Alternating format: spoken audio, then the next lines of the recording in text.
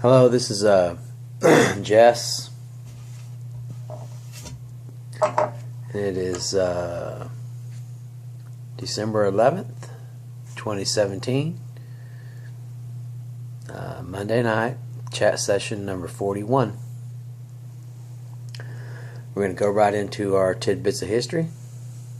1936. After ruling for less than 1 year, Edward VIII becomes the first English monarch to voluntarily abdicate the throne. He chose to abdicate after the British government, public, and the Church of England condemned his decision to marry the American divorcee Wallis Warfield Simpson. On the evening of December 11th, he gave a radio address in which he explained, "I have found it impossible to carry on the heavy burden of responsibility and to discharge the duties of king as I would wish to do without the help and support of the woman I love." This was a long thing on the history. When he was going to go talk to his dad about her, about Miss Simpson, his dad died and he became king. And there apparently was some kind of a gentleman's agreement between the British press and Parliament, and the king. And so, even though it was in the news around America and other places in the world, Britain was kept in the dark about the affair and stuff until almost a year later.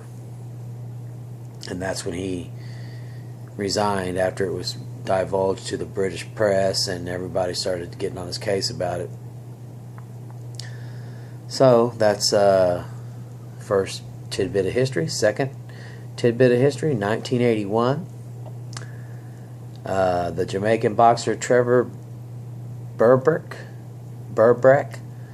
beat former heavyweight champion Muhammad Ali in a unanimous 10-round decision before a crowd of 10,000 at the Queen Elizabeth Sports Center in Nassau, the Bahamas. I'm not sure how you say that. Nassau, the Bahamas. Okay. It was the third time for Ali to reemerge to claim a fight for the heavyweight title, and he lost. And so after that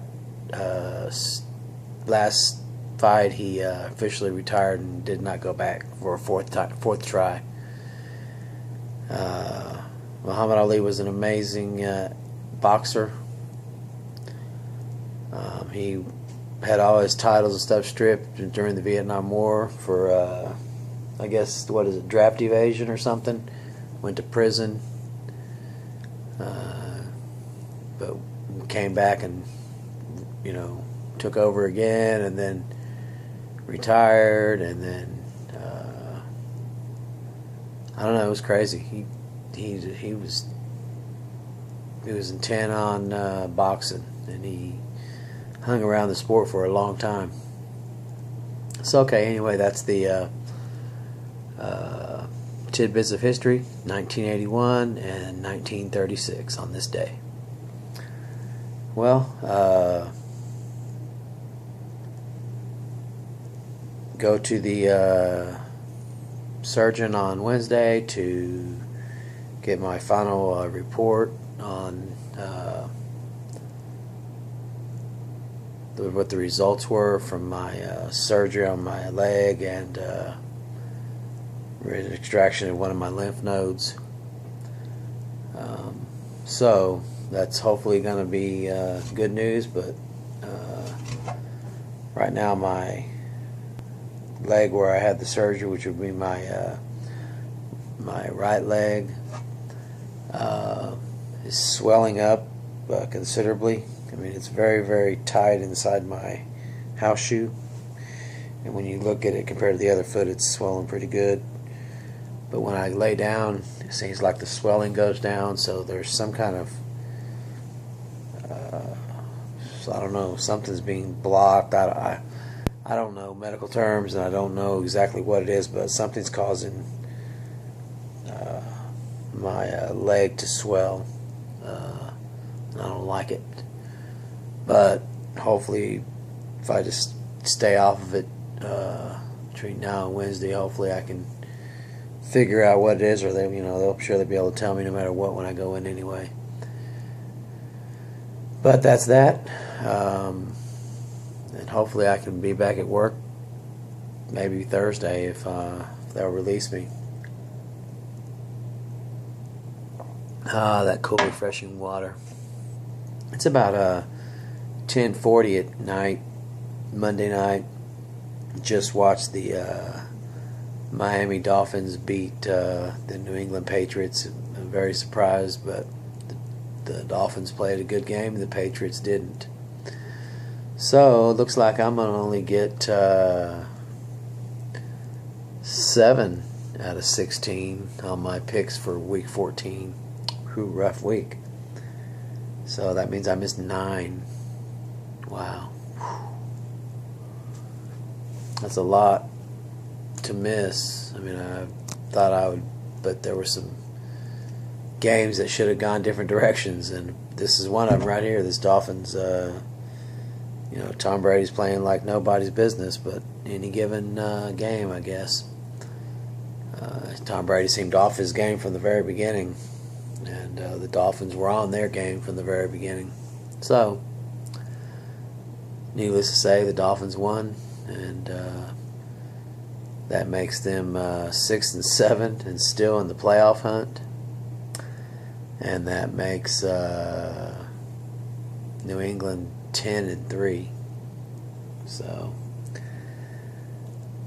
crazy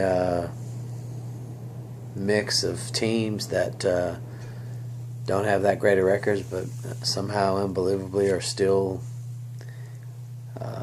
in the hunt for the playoff spots in the wild card.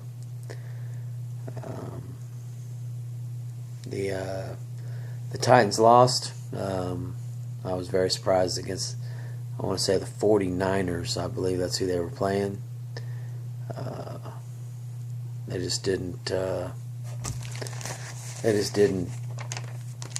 play well, the Titans. Mariota threw a couple of interceptions. Yeah, I take that back. I'm looking right now. The Titans played the Cardinals. Anyway, the Cardinals aren't bad. The 49ers played the Texans, and the 49ers beat the Texans. I was surprised about that too. Now they do have a new quarterback, Garoppolo, on the 49ers, and he's won 2 in a row. They were way down on the bottom. Now they've won their last 2. So, any time a team can get it together, it means that they can beat any other team at any given time. But it just depends on who has the best record at the end of the season. We're coming up on week 15, so it's going to be a lot of stretching, a lot of elimination. There was already a lot of elimination, but also a lot of clinging on to hopes with certain teams losing. But I'm excited about week 15 coming up. I think it's going to be great. My team, the Seahawks, lost. I was pretty bent about that.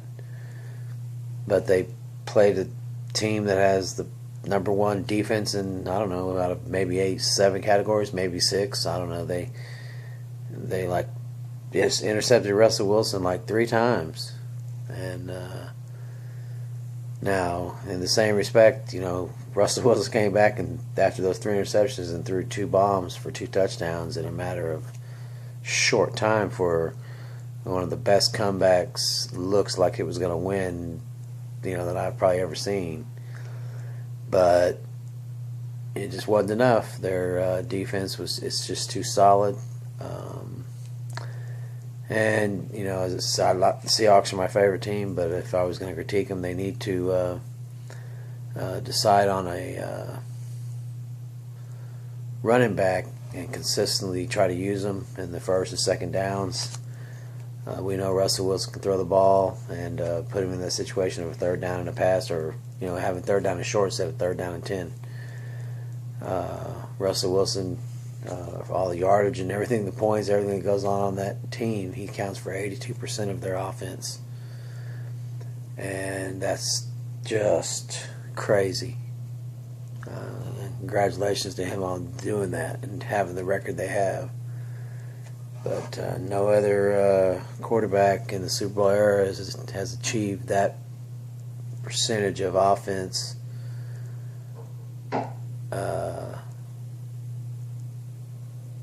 So it's amazing, and he should be MVP this year.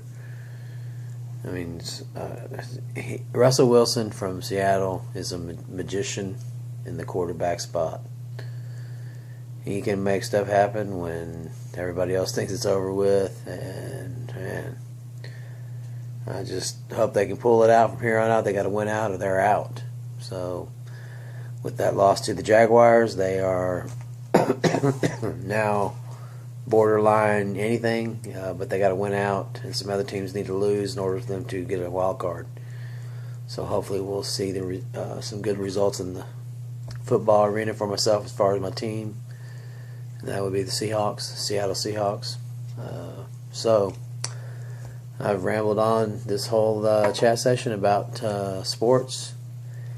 Like I said, maybe it's a nice fade from the political madness that's within our country, and we just need to realize where we are as a humanity and try to solve these problems with as little physical conflict and death as possible in the scheme of becoming better. And that's a big stretch from the football we were talking about, so we're going to stop there. Okay.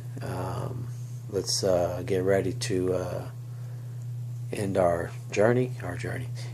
chat session. Be truthful, be happy, and let's look out for each other, okay? Again, it's Monday night, and it'll be Tuesday in about an hour. All right, bye.